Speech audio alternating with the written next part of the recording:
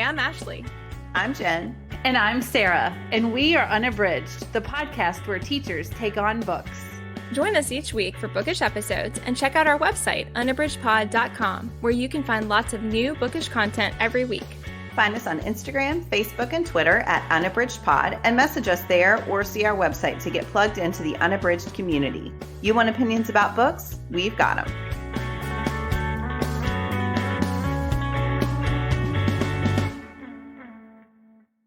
Hi, everyone. Welcome to Unabridged. This is Teaching Tidbit episode 23, Student Seminars. Before I get started, I just want to remind you that Unabridged does have a Teachers Pay Teachers store where we have a lot of great resources that you can use in your classroom, either as is or they're easy enough to tweak. Some of them are discussion guides, or we have book flight guides. And we have a lot of great material in there, some of which connects to our episodes, but some of which is just standalone. All right, well, I want to get started with student seminars. These are something that I find to be a really great way to involve students and to give them agency in the classroom. There are a lot of ways that you can implement student seminars in your room, and I do think that they work for a variety of age groups, though I definitely have only taught juniors and seniors, so that's where my experience is with the older kids. But really, the idea of a student seminar, the key idea is that students lead the discussion. There are different ways that you can make this happen. So the big key, I think, for me is preparation. It's tough to do a seminar for something that students are reading cold in class. But if you give either the student leaders of the seminar or all of the students some big questions to consider as they read a text ahead of time, then student seminars can be really successful. The key here is that the students lead and the teachers stay quiet, or as much as possible.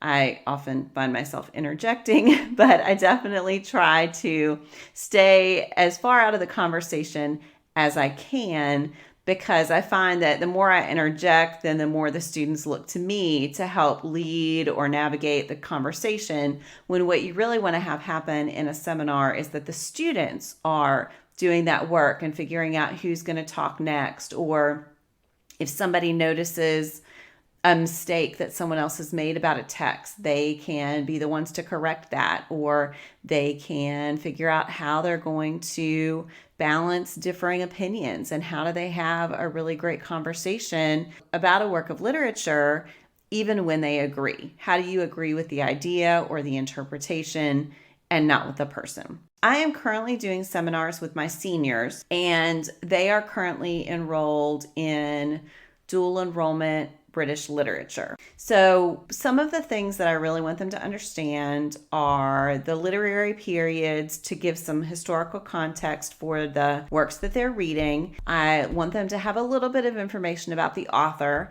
And then my main goal is for them to think deeply about the short stories or the poetry. That's what I've been focusing on in my class that they are reading. At the beginning of the semester, all of the students in the class signed up for a particular seminar. They signed up in groups of 2 or 3 students. And then I made the assignment due a week ahead of the actual discussion. So a week ahead of the discussion, they need to have a plan in place. So they need to have discussion questions about the work or works that they are leading the discussion on. And they need to have some sort of activity that their classmates are going to do that will help them understand the text and or the literary period more. Because of the level of the class, because they're earning college credit, I also asked them to create annotated bibliographies, one about an article about the literary period and one about an article that helps them understand the literature more. Now, again, because of the age group of my students, I suggested works from the literary period that they might lead, but I allow them to choose a different work if they want to.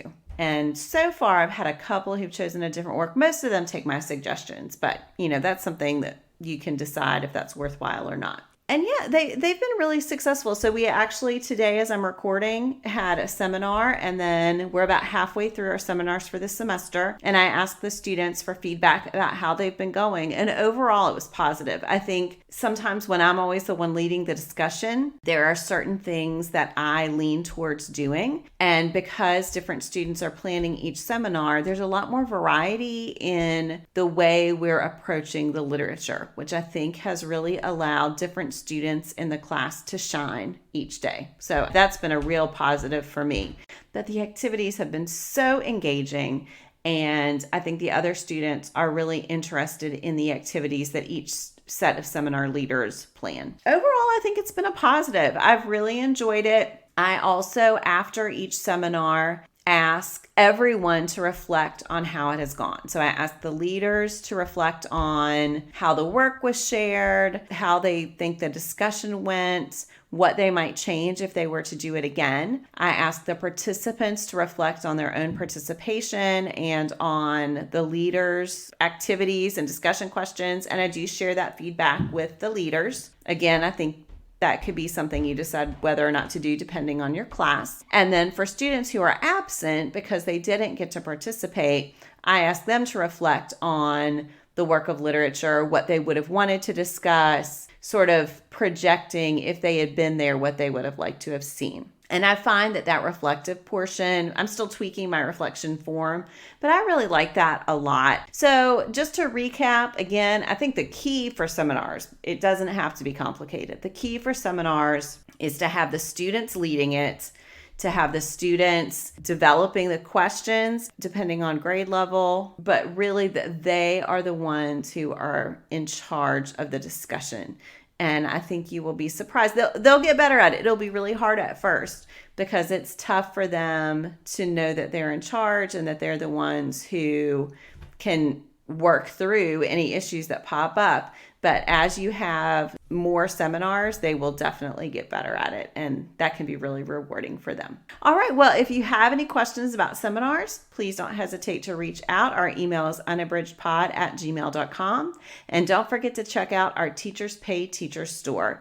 And we hope that you find some good resources there. Thanks so much for listening. Do you have comments or opinions about what you heard today? We'd love to hear them. You can find us on Instagram, Facebook, and Twitter at unabridgedpod or on the web at unabridgedpod.com for ways to support us. To get more involved, you can sign up for our newsletter, join a buddy read, or become an ambassador. Thanks for listening to Unabridged.